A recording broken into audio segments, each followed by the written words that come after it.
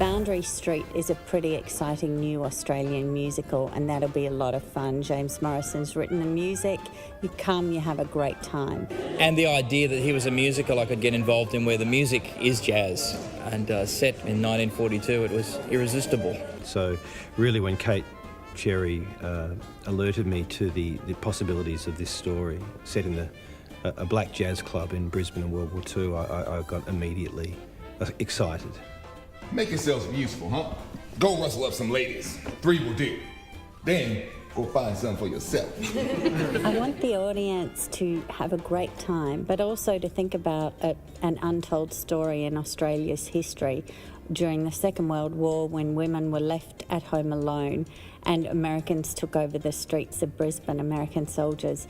But mostly we're telling the story that the thing that unifies all of us is music and dance and celebration, and that's what Boundary Street is all about. Now, you might be wondering exactly where you are. Well, I'm here to tell you. This is not New York, this is not Chicago, this is definitely not Gay Paris, this is not even Mobile, Alabama. This is Brisbane 1942. We're looking at a lot of photographs, wartime photographs of the period, specifically in Brisbane, reading a lot of the accounts from the American soldiers who'd come through Brisbane, and how they'd written about the people they encountered, the women, the diggers, and visiting the club. What really tempted me about this production, not having done a musical before or doing concerts things all the time, I thought this would be great, but that the band's on stage and part of the action, not in a pit just providing the sound, but that the action centres around a jazz club and a jazz band. That was irresistible too. He begins to play Tea for Two. The MC has an obsequious charm about him now.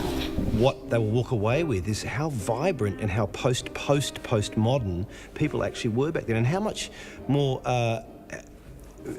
willing to experiment they were with the way they danced. I mean, these days we tend to just move to our own beat, but back then they were really pushing the boundaries of what athleticism was on the dance floor and what the music was. The jazz was exciting and intoxicating.